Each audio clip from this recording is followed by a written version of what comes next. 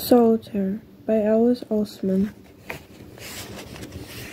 Chapter 1.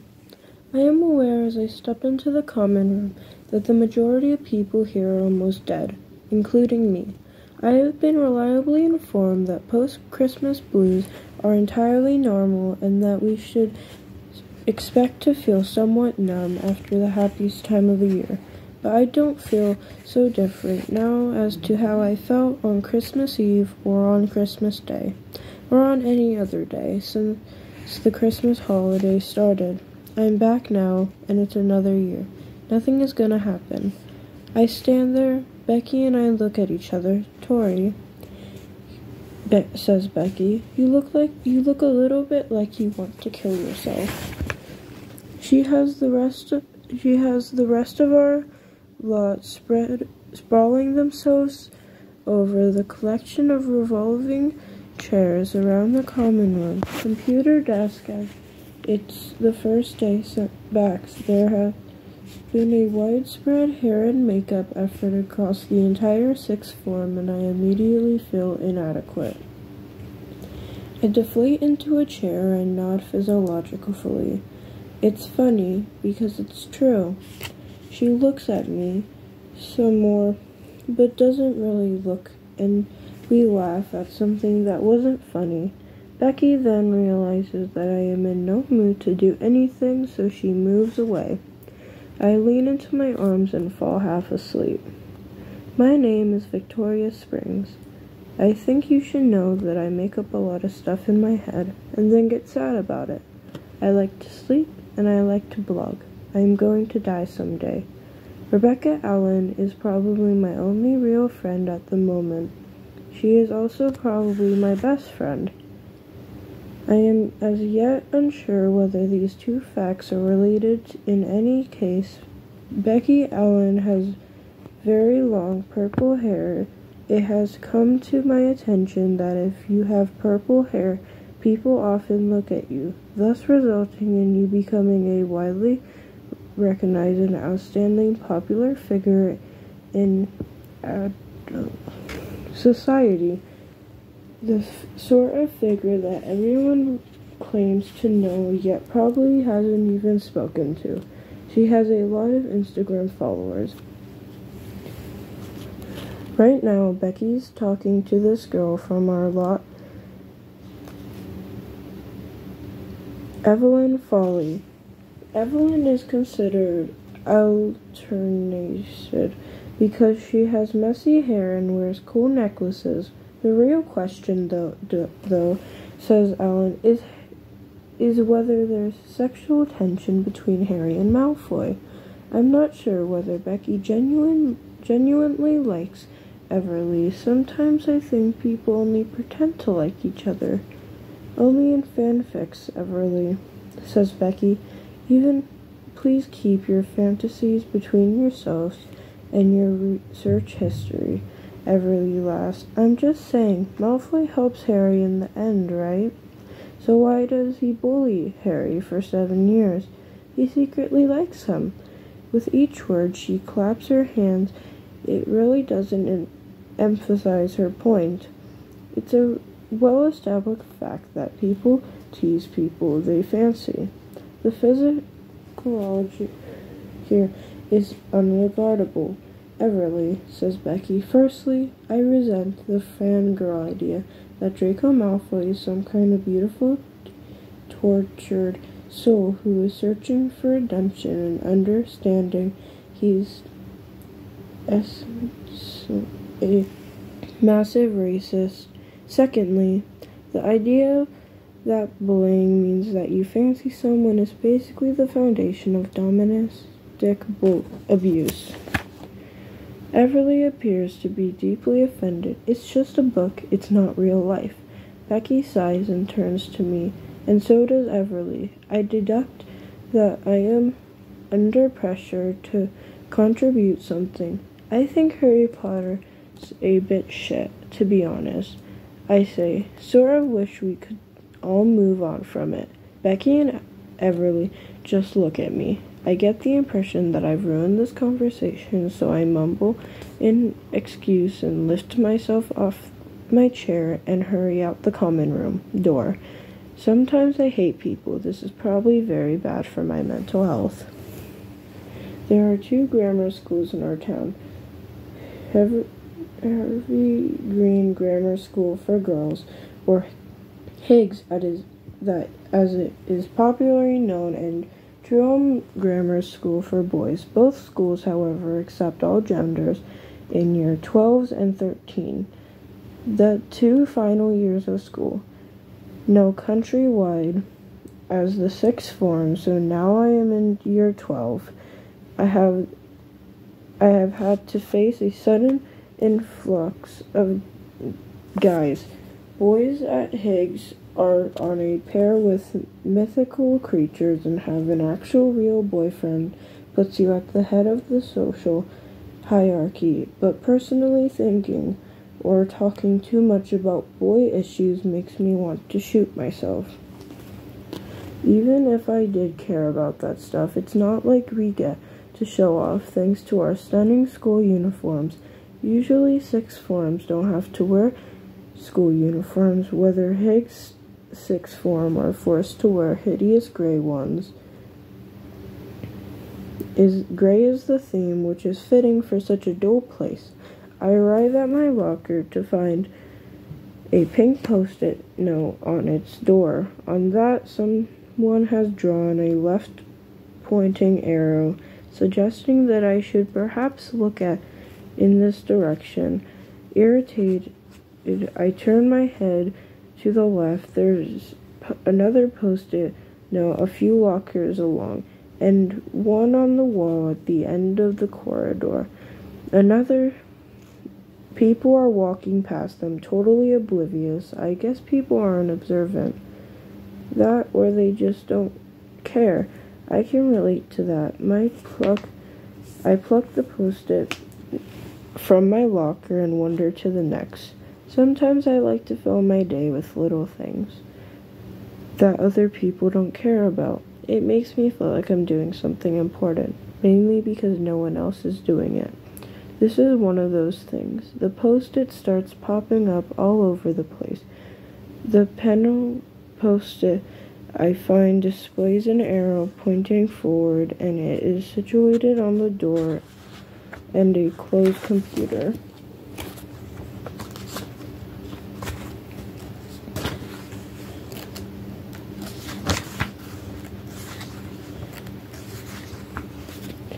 Room on the first floor. Black fabric covers the door window.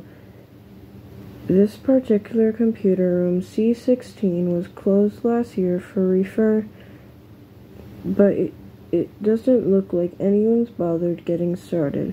It sort of makes me feel sad, to tell you the truth, but I open C16's door anyways, entering the close behind me.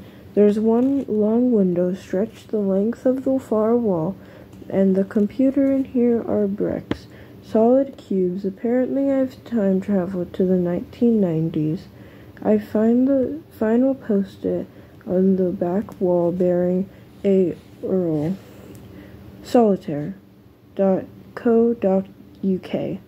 Solitaire is a card game you play by yourself. It's what I used to spend my IT lessons doing, and it probably did a lot more for my intelligence than actually paying attention. It's then that someone opens the door. Dear God, the age of the computers in here must be a crime offense. I turn slowly around. A boy standing before the closed door. I can hear the haunting sympathies of dial-up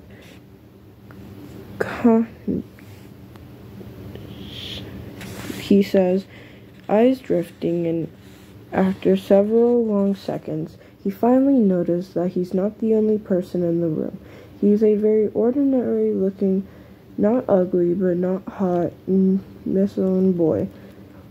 His most notable features is a pair of large, thick frames, squared glasses that sort of make him look like he's wearing 3D cinema glasses. He's tall and has a Saya parting. In one hand he is holding a mug, in the other a piece of paper, in his school planner. As he absorbs my face, his eyes flare up, and I swear to God, they double in size. He leaps towards me like a pouncing lion, fiercely enough that I stumble backwards, in fear that he might crush me completely. He leans forward so that his face is sent from my own. Through my reflection in his glasses, with ridiculously oversized spectacles, I notice that he has one blue eye and one green eye. Heterochromic. Yeah. He grins by. Victoria Springs, he cries, raising his arms into the air. I say and do nothing. I have a headache. You are Victoria Springs, he says. He holds a piece of paper up to my face. It's a photograph of me. Underneath, in tiny letters, is Victoria Springs, 11A. It has been a display near the staff room in year 11. I was a former leader, mostly because no one else wanted to do. It's so I got volunteered. All the form leaders had their pictures taken. Mine is awful. It's before I cut my hair, so I sort of look like a girl from Ring. It's like I don't even have a face. I look into the blue eyes. Did you tear that right off the display? He steps back a little, retreating from his invasion of my personal space. He's got this insane smile on his face. I said I'd help someone look for you. He taps his chin with his planner. Blonde guy, skinny trousers, walking around like he didn't really know where he was. I do not know any guys, and certainly not any blonde guys who wear skinny trousers. I shrug. Did you know I was in here? He shrugs too. I didn't. I came in because of the arrow on the door. I thought it looked quite mysterious. And here you are. What a hilarious twist of fate. He takes a sip of his drink. I've seen you before, he says, still smiling. I find myself squinting at his face. Truly, I must have seen him at some point in the corridors. Surely, I would remember those hideous glasses. I don't think I've ever seen you before. That's not surprising, he says. I'm in year 13, so you wouldn't see me much. And I only joined your school last September. I did my year 12 at Jerome. That explains it. 4 months isn't enough time for me to commit a face to memory. So, he says, tapping his mug, what's going on here?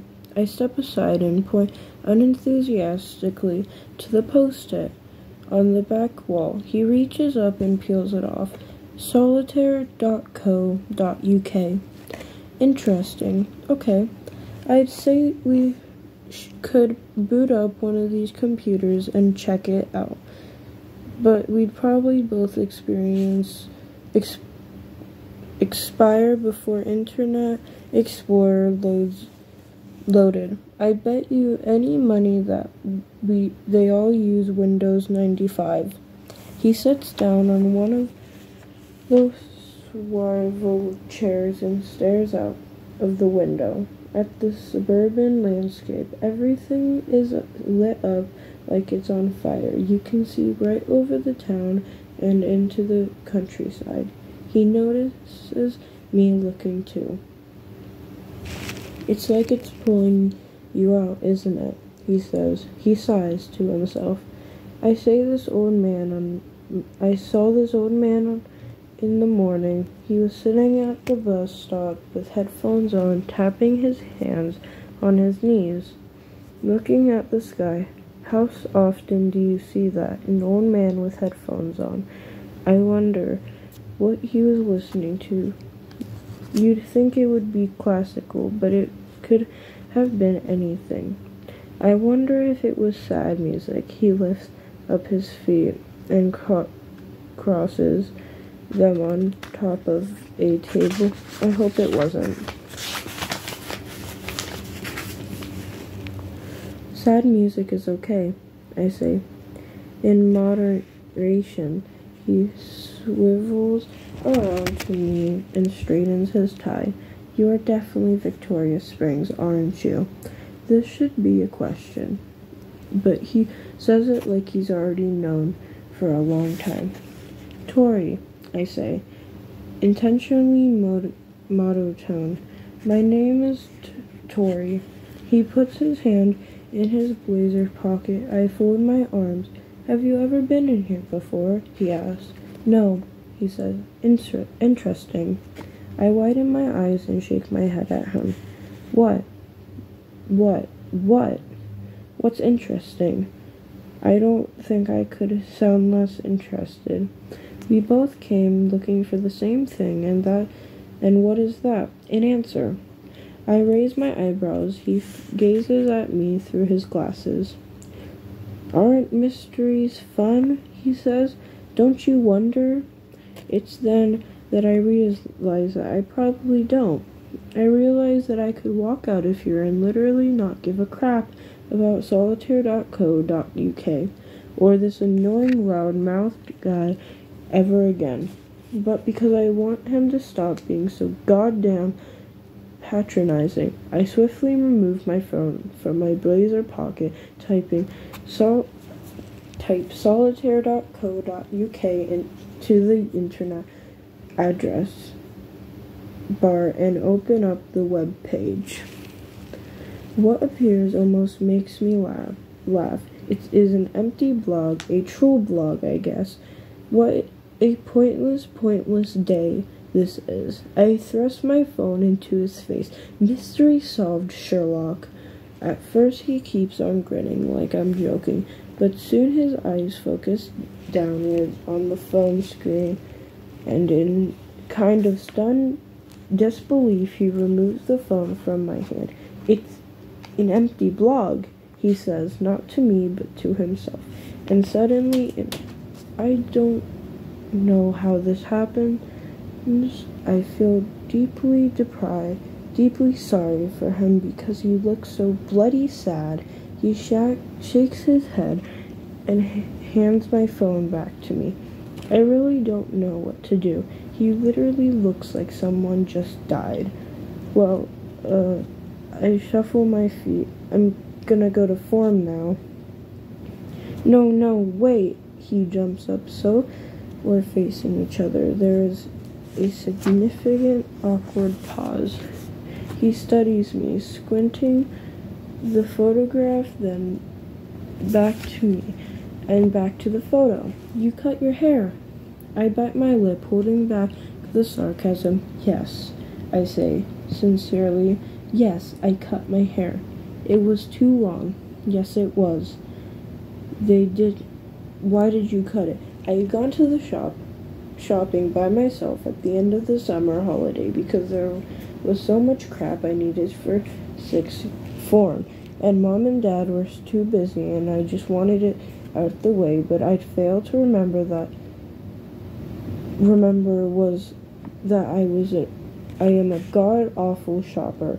My old school bag was ripped and dirty, so I trailed through the nice places, River Island and Zara, and Urban Outfitters and Mango, and accessorizing, but all the nice bags there for like 50 pounds, so that wasn't happening. Then I tried the cheaper places, New Look and Primark and H&M, but I couldn't find one I ended up going around all the shops selling bags. I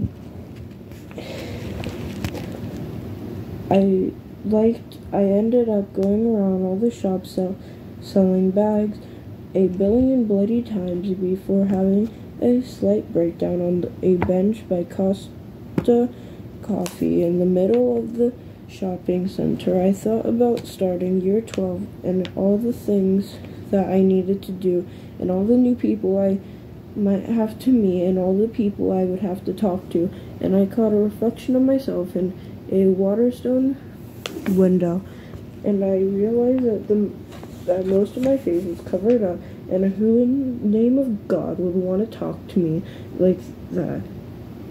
And I started to feel all this hair on my forehead and my cheeks and how it plastered to my shoulders and back, and I felt it creeping around me like a worm, choking me to death. I began to breathe very fast, so I went straight into the nearest hairdresser's and had it all cut off to my shoulders and out of my face. The hairdresser didn't want to do it, but I was very insistent.